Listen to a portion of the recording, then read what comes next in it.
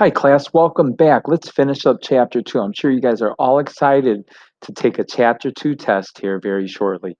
All right, 2.4 is rates of change and tangent lines. It's pretty much the entire basis of AP Calculus. So, a really, really important section that we're going to get to right here. Okay, the topic that we're focused on in this particular section is topic 2.1 on the AP Calc exam description. And it's defining average and instantaneous rates of change at a specific point. Now, this understanding objective in the knowledge is really, really important. There's some difference quotients that we're going to be using. Like if you look here at the very bottom, the f of a plus h minus f of a all over h, you probably have seen that before. So go ahead and take a look at that so you have an understanding of what we're going to be doing here in section 2.4. Okay, so you have some warm-ups right here to go ahead and let me get my little face off of this screen. You have some warm-ups here to make sure you're ready to go in this section. So you do want to hit pause. And I'm not going to do this for you. You're going to find out a lot in this class. You're going to have to do a lot of things on your own. But in order to do these warm-ups, please remember, whenever dealing with a limit, your first step is direct sub. You end up getting a 0 over 0 for this one. You have to do something else. If I didn't make any mistakes, your answer is 2. Okay, make sure you can get that result. Number 2, once again, first step, direct sub. I get 0 over 0. That means do something else. Hopefully you know what to do in that case. If I did this one correctly, you should get an answer of -1/4. Okay, now remember, 0 over 0 means there will be a hole there or a removable discontinuity. So it means we can do something else. Guess what? You put a 0 in here. What do you get? A 0 over 0. What does that mean? You got to do something else, right? These are all 3 algebraic techniques you should be very familiar with going into our Chapter 2 test. And if I didn't make any mistakes there, your answer ends up being 1/6. If I did make a mistake, please let me know tomorrow in class so I can change this for next year. If you were able to do all those without looking back at any notes, then you should be good to go for that concept for our test coming up here very shortly. Okay, let's look back at our boy Wile E Coyote. Remember, he fell off this cliff trying to chase a roadrunner. And this introduces us again to this very important concept of average rate of change and instantaneous rate of change. Okay, find the points on the graph that correspond to Wile E's position at 0 and at t equals 3. Well, t equals 0, that's that bad boy right there, which is 0 comma 900. And it also wants us to locate the point at t equals 3. 1, 2, 3, go up to the graph right there. That would be 3 comma, where would I find out where it is? Plug a 3 into that. S of 3 is equal to 756. So it's 3 comma 756. Now B says to draw a line that passes through these points and find the slope. What does the slope represent? Well, that is a straight line. It has a slope. How do I find the slope? Going back to our Algebra 1 days, it's rise over run, which is y2 minus y1 all over x2 minus x1. You do that math, you get -48. What the heck does that represent? Remember, that's called the average rate of change. It's the change in the position over the change in time, right? It's your change in your S over your change in time, which ends up being a average velocity, which would be a feet per second. Also, that's the slope of our secant line. So it has a lot of meanings and a lot of meanings that you want to be familiar with. So the slope of a secant line is the average rate of change. Very important when we move forward here. Now, how do you find it? Well, it's m, right? That's what we usually to represent our slope would be our change in our y over our change in our x. So kind of some things that we've been using for a really long time. In AP Calc, it's mostly going to be our change in our position over our change in time. So some things that you really, really want to be familiar with. Were we able to find Wile E's average velocity for any period of time following the same procedure as above? We were. If we go back to kind of what we did at the beginning of this chapter, okay, we found Wile E's average velocity for several time intervals, and I listed them all below so we didn't have to do it all again. And remember, when we compared it between two, we were able to get an estimation of what the instantaneous velocity would be. okay, which is actually these first three, right, would be the slope of a secant line. We learned back in the day that gives us the slope of a tangent line, okay, and it ended up approximating to be negative 96 feet per second. So I kind of answered that question, gosh darn it. What is the graphical interpretation of the velocity at t equals 3? That would be the slope of a tangent line, where the first three were the slope of a secant line. What is the slope of a secant line? And we're going to look at this pretty picture right here. Well, if I call this point A and I call that A comma f of A, and I'm going to change a distance of h right there, I'm going to call Q A plus h, and I'm going to call the y coordinate for that f of A plus h. Sorry, f of A plus h. So when it says what the heck is the secant line for this particular graph, if I between my p's and my q's, your m would be, right, our change in our y over our change in our x. So what the heck would that be? Well, that would be y2 minus y1 all over x2 minus x1. And if I do a little simplifying, I get f of a plus h minus f of a. Simplify the bottom, it ends up being just over h. And that is the average rate of change. That is the slope of a secant line. And the beauty of this procedure is that you can obtain more and more accurate approximations of the slope of the tangent line by choosing points closer and closer to the point of tangency. So, example 3. How do we get closer and closer to the point of tangency? Choose at least 3 points and draw the secant line. Okay, let's check out my cool colors here. Boom, green. Don't know how this is going to look. Let's check it out. That blue one is the secant line. Let's go ahead and put right there. Okay, if I draw a line that connects these two dots, bang, bang, choo-choo train. Hey, that looks like it's going to be a better approximation of what that tangent line slope would be. Now let's go ahead and pick another color. Let's go with pink. I think that might be salmon. Let's go ahead and put that point. Let's get closer. So what you're going to notice is when I go from the blue line to the green line to the salmon line, I get closer to what that tangent line slope is. And if you notice, there's something very interesting that's happening. I'm going this way. I'm closing that h, right? I'm closing that distance of h. I'm making it smaller and smaller. Now it says to pick one more. I feel if I pick one more, I might get a little jumbled up here in my graph. I'm going to go ahead and use yellow. Not sure how this is going to look. Let's check it out. Let's get even closer. It said to pick 3. I'm going to pick 3. Boom. There it is right there. Straight line through those. Oh, snap. That looks darn well close to almost be exactly what the slope of a tangent line would be. Now, if I use my black one, the tangent line would be right there. Okay, and that's the main goal of what we're trying to do here. We're using average rates of change. And what I'm doing is I'm using this formula, believe it or not, that guy right there. And what I am is I'm making that h closer and closer to 0. Now, gosh darn it, if I'm making that h closer and closer to 0, hopefully you're having a good understanding that that's the concept of what a limit does, right? I'm getting closer and closer to 0. So as h gets closer and closer to 0, the slope of the secant line, right, I had a whole bunch of secant lines up there, approaches the slope of the tangent line. And that was pretty cool up there when I'm picking more than 2 or 3 points, which is the idea of a limit, because that h is getting closer. And that's the main thing that I want you to get from that first thing that we looked at. Okay, so how do I find the slope of a curve? Right? Before AP Calc, you could only find the slope of a line. Right now, I'm going to find the slope of a curve, which, if you ask me, is pretty darn cool. Well, the way I could find, because if you look at that graph up there, right, if I have any curve, anything that's like a parabola, the slope of that bad boy is always changing, right? That tangent line slope is negative, negative. Oh, now they're positive. So the slope of a curve is always changing. Pretty cool. But I could actually find the slope instantaneously. How? M equals. It's this formula right here, provided that the limit exists, right? If I had maybe a vertical asymptote, the limit wouldn't exist. Okay, but this little formula is going to give me the ability to find the slope of a curve. Sounds crazy, but it actually works. Okay, here we go. The slope of a line is always constant, but the slope of the curve is always changing. We can think of a curve as a roller coaster. Fun, fun.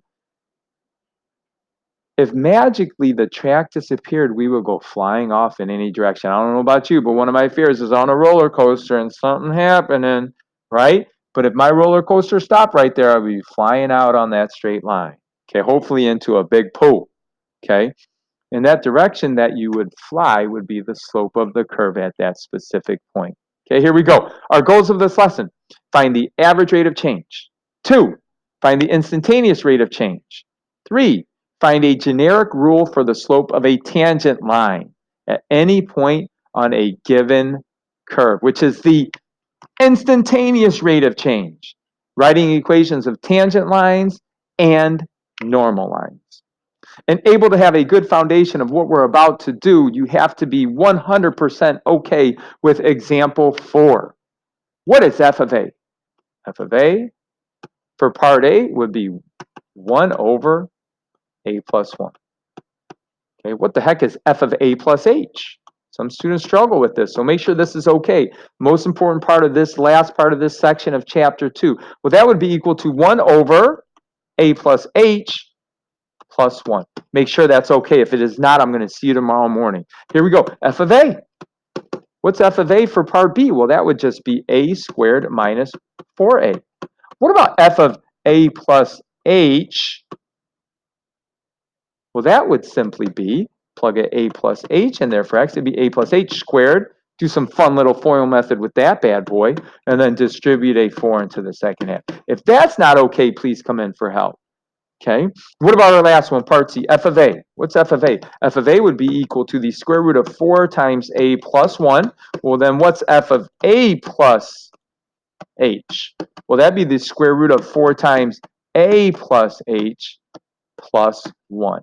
Make sure you're okay with that one, and if you're not okay, make sure you come in for some help. Okay, so what was the important of that little exercise we just did? And I apologize here, but I'm taking a little bit of a shortcut, okay? But going back to example 1, Wile E Coyote, right? That was his position.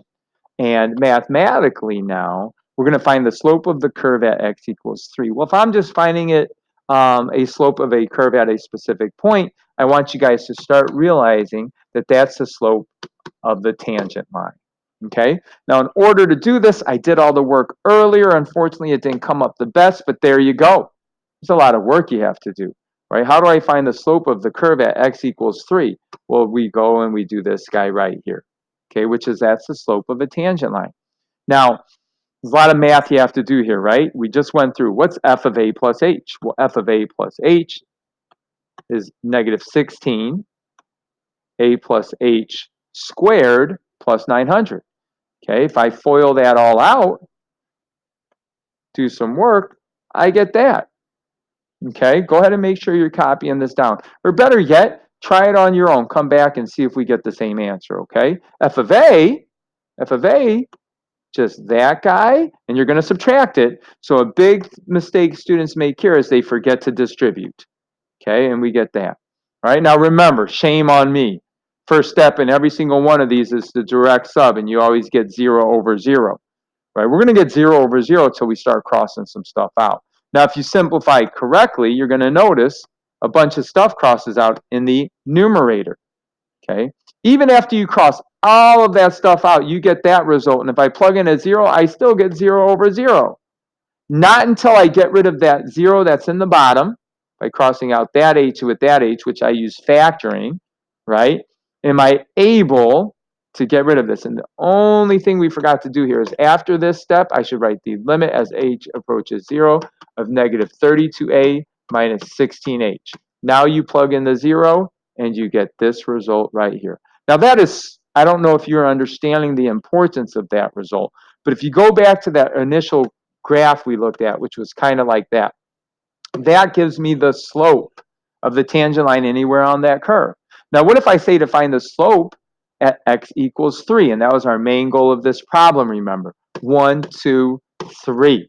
The slope of that, believe it or not, of that tangent line right there would be m equals negative 32 times 3, which is negative 96. You go back to the way we started AP Calculus, that was the instantaneous velocity of Wile E Coyote when time was equal to 3. You know, we put a little feet per second on that bad boy, and that's what it was. And we were able to do that not by finding approximations between 3 and 2.99999 or something really close. We used our definition for the slope of a tangent line, did some work, used some of those tools in our toolbox when dealing with the result of 0 over 0, and you ended up getting that. This is a process that we're going to have to be really good at here in section 2.4 if we want to ace our next test. Okay, so there's a lot of words that are going to go hand in hand here for the rest of AP Calculus. Okay, and that is all of this following stuff all means the same thing.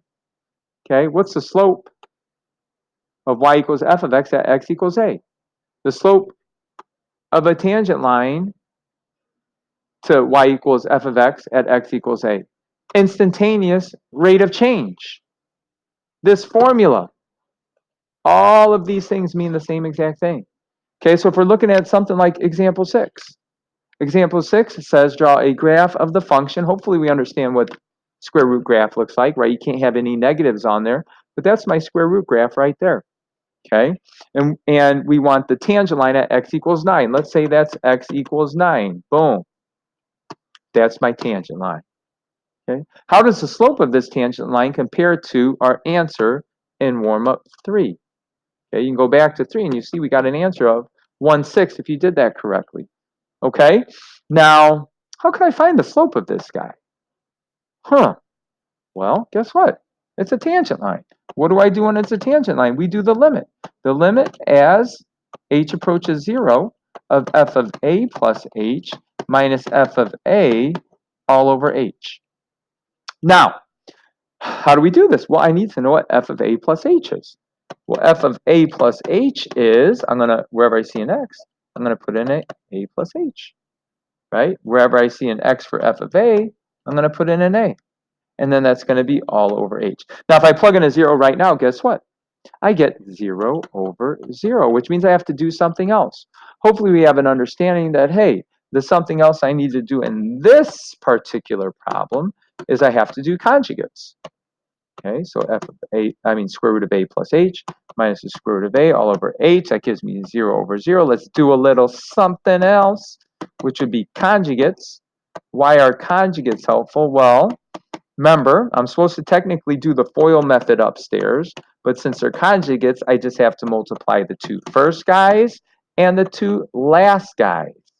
Now, one thing I always forget is I always forget to include that guy in the bottom sometimes when I'm doing my work really fast. So make sure you're taking your time. So that'd be the limit as h approaches 0. If I simplify the top there, I get an h. On the bottom, you never want to simplify the bottom. Why? Because of right now, you're going to notice by plugging a 0 for h, I get a 0 over 0 using direct substitution. But I can bang, bang, choo-choo train those bad boys, which gets rid of our removable discontinuity. And I get that. Now plug in that 0, and I get 1 over the square root of a plus the square root of a, which is 1 over 2 times the square root of a. Now let's plug in a 9 for a. Oh, what? If I plug a 9 in for a, it almost looks like a 9. I get 1 over 2 times the square. I get 1/6. Wasn't that the answer I got up in warm up 3? Okay, one of the most important things of your next test, finding the equation of a tangent line, not just the slope, but the equation of a tangent line. I need to know 2 things. 1, I better know the point of tangency. We're going to call that bad boy x1 comma y1. 2, I better know the slope of the tangent line. How do I find the slope of the tangent line? Get familiar with this bad boy. It's a limit as h approaches 0 of our difference quotient, which is the f of a plus h minus f of a all over h. And I better also start using point slope form.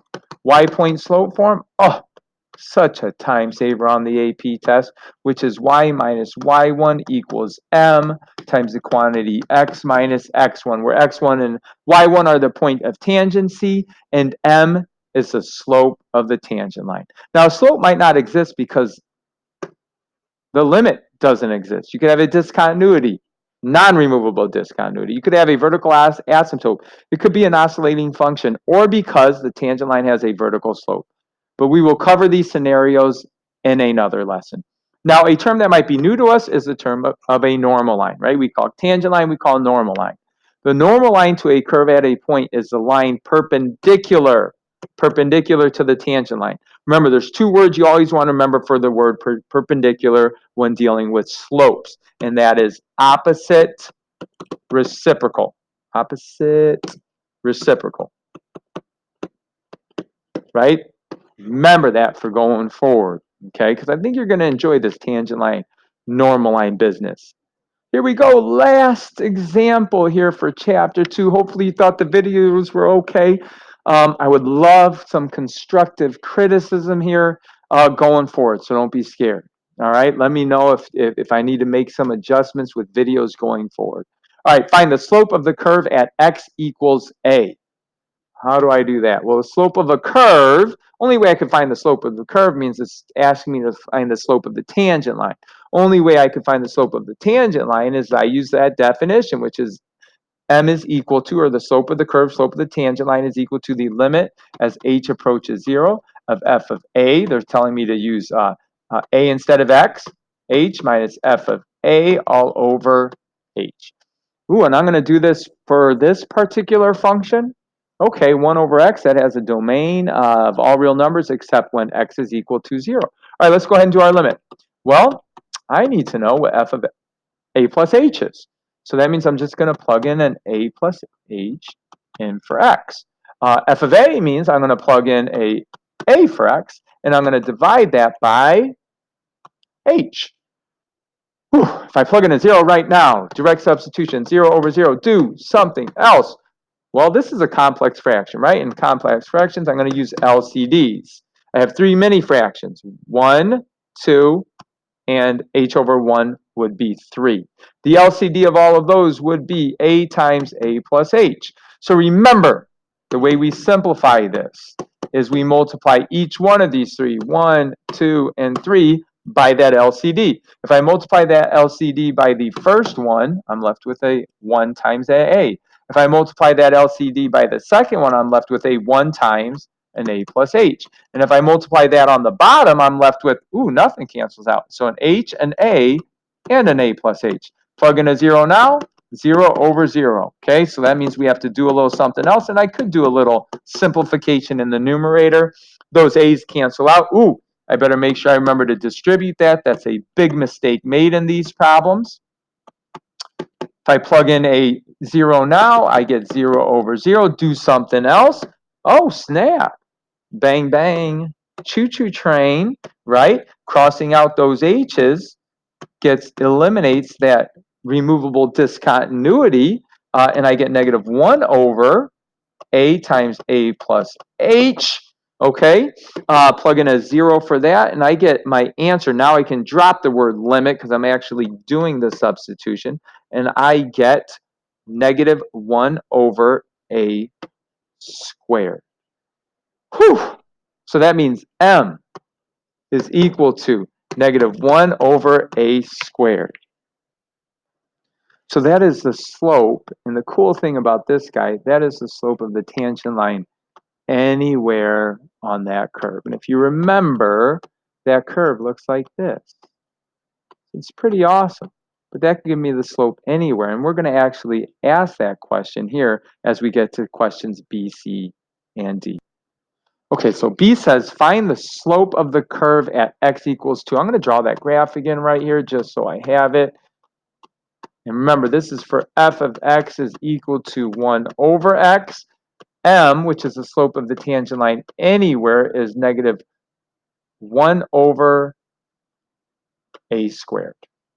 Okay, so what's the slope at x equals 2? Believe it or not, all I have to do for this is m equals negative 1 over 2 squared, which would be negative 1/4. Now, does that make sense? Well, on this graph, x equals 2 would be there.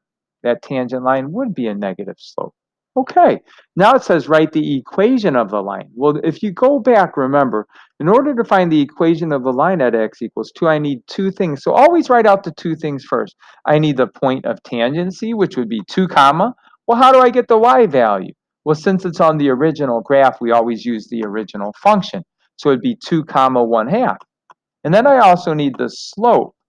Okay, and I want the slope of the tangent line at x equals 2, which we just figured out in part D, sweet, which is negative 1/4. Then I want to use this point slope form because if I use that, it's kind of a piece of cake. Y minus y1 equals m, which is the slope of the tangent line at that point of tangency, times the quantity x minus 2. And guess what, on the AP exam, I can leave my answer like that. Sweet. All right, D. Part D says, what's the equation of the normal line? Well, hey, I need the point of the normal line, which would still be 2 comma 1/2, because I'm still doing it at x equals 2. However, the m is going to change. And I asked you to remember two words, right?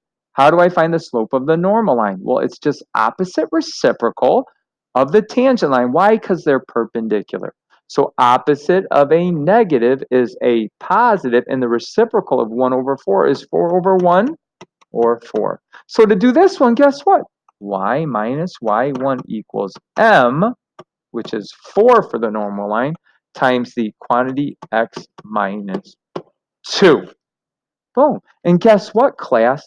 That wraps up chapter 2. Now, for next class, you want to have this video done, all of the worksheets. The bell's going to ring here pretty soon, and everybody knows don't mess with lunchtime. Good luck. Bring your questions to class, please.